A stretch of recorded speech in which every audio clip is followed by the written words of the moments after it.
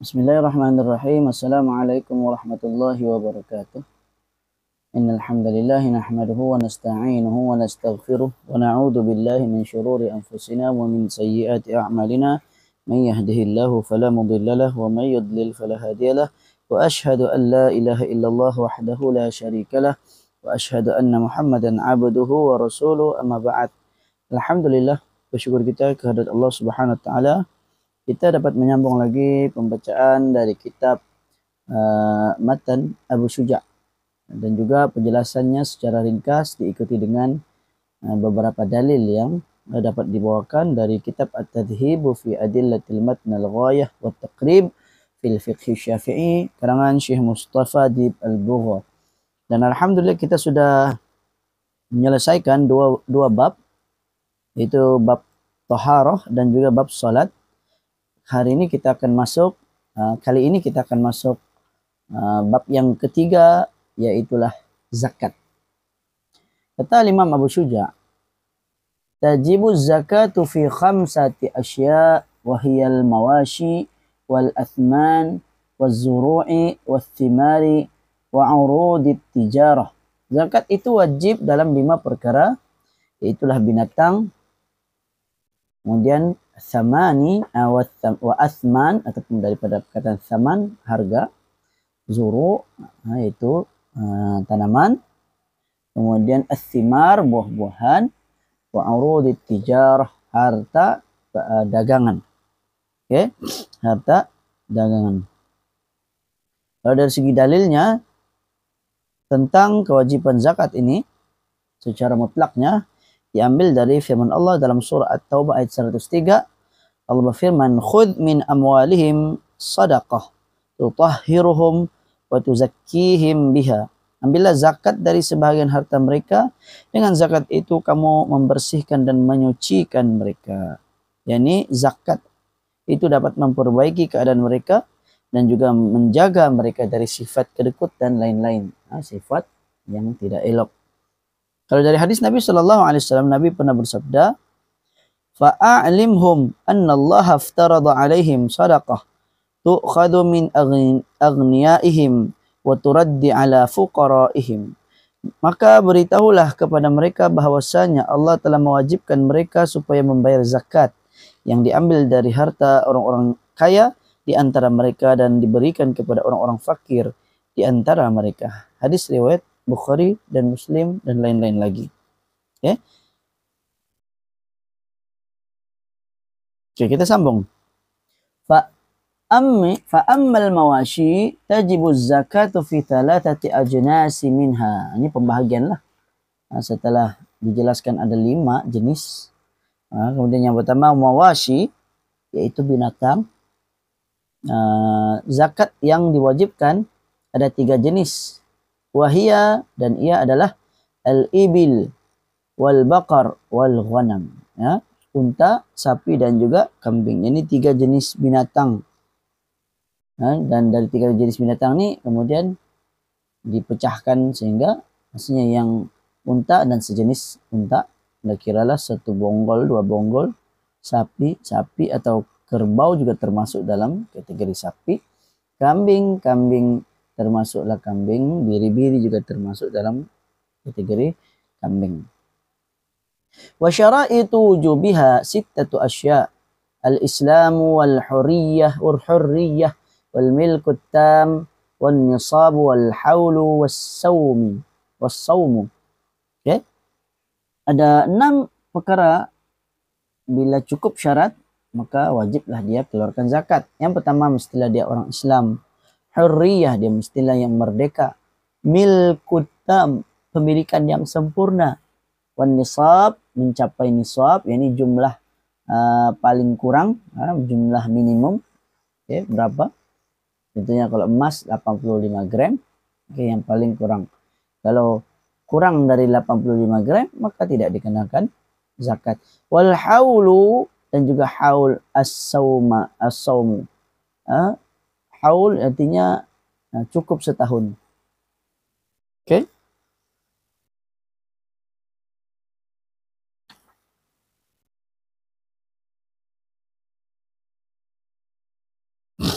Oke. Jadi itu artinya Islam merdeka, milik yang sempurna, kemudian cukup nisab dan cukup haul. Oke. Wa ammal athman. Athman adalah pun zakat barang yang berharga.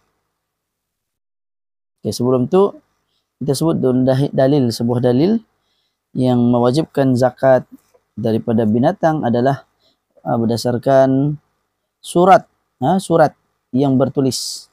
Yakni Anas bin Malik, hadis riwayat Al-Bukhari dari Anas bin Malik bahwasanya Abu Bakar As-Siddiq menulis surat untuknya, yakni untuk Anas bin Malik, dan mengutusnya menyampaikannya di daerah Bahrain. Dalam surat tersebut tertulis, Bismillahirrahmanirrahim. Ini adalah perincian wajib zakat yang telah disyariatkan oleh Rasulullah sallallahu alaihi wasallam kepada seluruh kaum muslimin. Apabila ada di antara kaum muslimin yang memintanya dan ia memenuhi ketentuan itu, maka berikanlah kepadanya. Apabila ada di antara mereka yang meminta lebih dari ketentuan itu, maka janganlah diberikan, dan seterusnya. Jadi ada ketentuan yang disebut di dalam hadis Nabi. Dalam lanjutan hadis tersebut dihuraikan batas-batas wajib zakat ternakan, nisab, dan apa-apa yang diwajibkan kepadanya. Semuanya itu dijelaskan secara terperinci. Cuma kita tidaklah bawakan hadisnya. Ini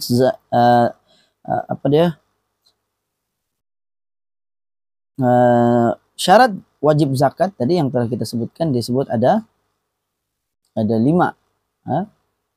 Islam, hurriyah, milkut tam, wan nisabu wal haulu. Kemudian ada tambahan wasaumu. Wasaumu ini maksudnya digembalakan. Oke? Yang digembalakan. Jadi mesti dia memang ternakan itu dijagalah, bukan yang diambil orang yang bukan miliknya.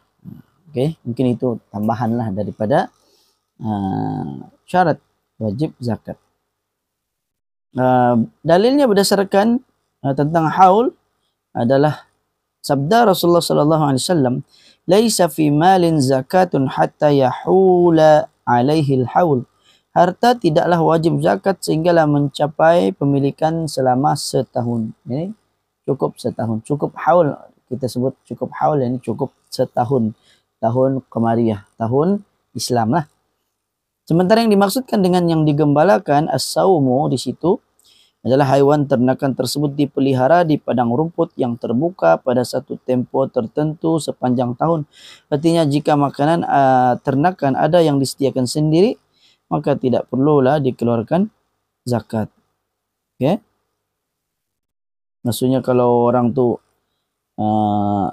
dia jaga kawasan yang kecil, dia yang cari makan hari-hari, maka ini tidak perlu dikeluarkan zakat. Adapun kalau dibiarkan memang di tanah yang luas, yang tidak perlu dijaga, memang rumputnya sentiasa cukup, yang itu dikeluarkan zakat. Hal ini sesuai dengan surat Abu Bakar yang berbunyi, zakat kambing yang diwajibkan dizakatkan adalah yang digembalakan. Artinya syarat yang ke-6 tersebut, yang digembalakan ini ada diambil daripada surat yang ditulis oleh Abu Bakar As-Siddiq, yang mana ada menyebutkan bahawa ternakan itu digembalakan atau kambing itu digembalakan. Jadi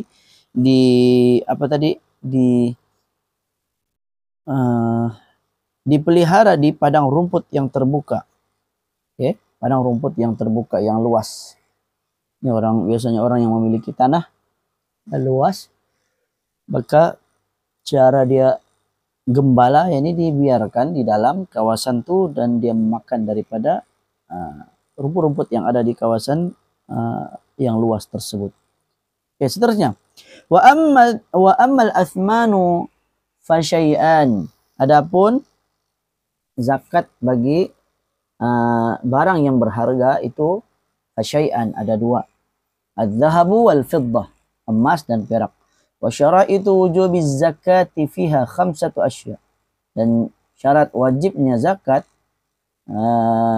terhadap barang yang berharga ini emas dan perak, 5 asya, ada 5 perkara. Al-Islamu wal hurriya wal milku tam wan nisab wal haul. Macam tadi juga sama, okay? Yaitu mestilah Islam, mestilah merdeka. Adapun hamba tidak wajib zakat. Kewajiban pemilikan sempurna, cukup nisab dan cukup haul.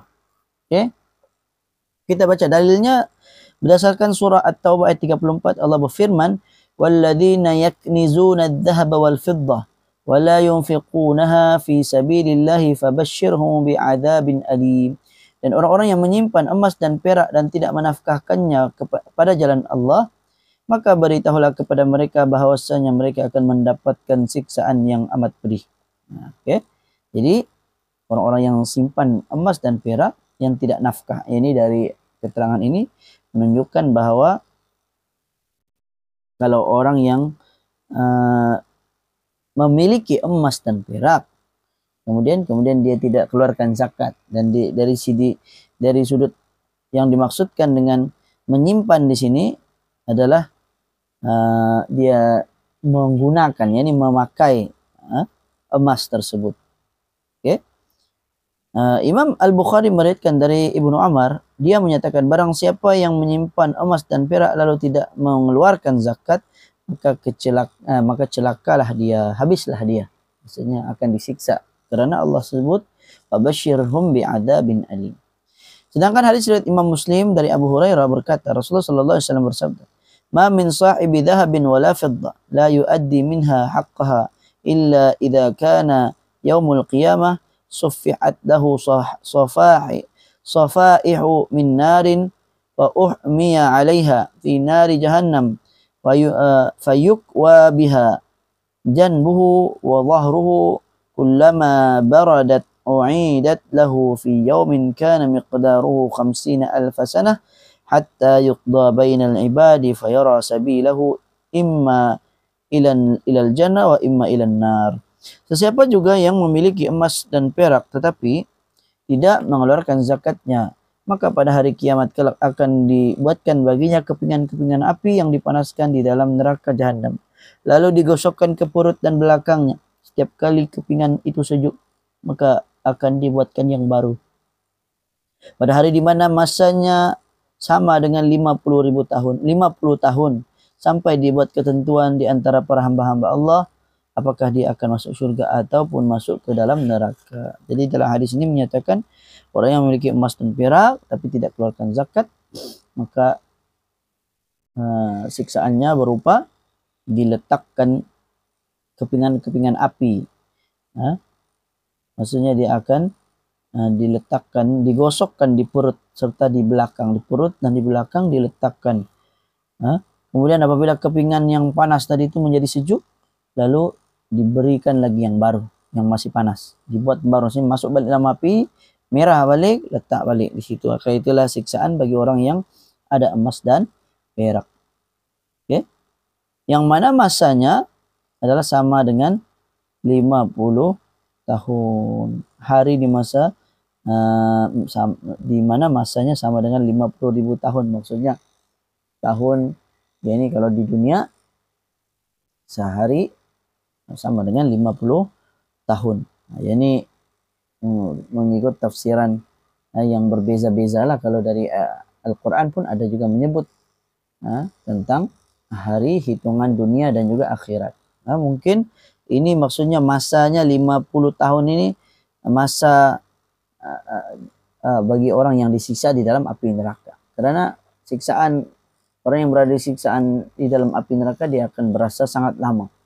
Sebagaimana dalam hadis yang lain ada menyebut sampai dirasakan 50.000 tahun bagi orang yang menantikan penantian hisab di hari kiamat.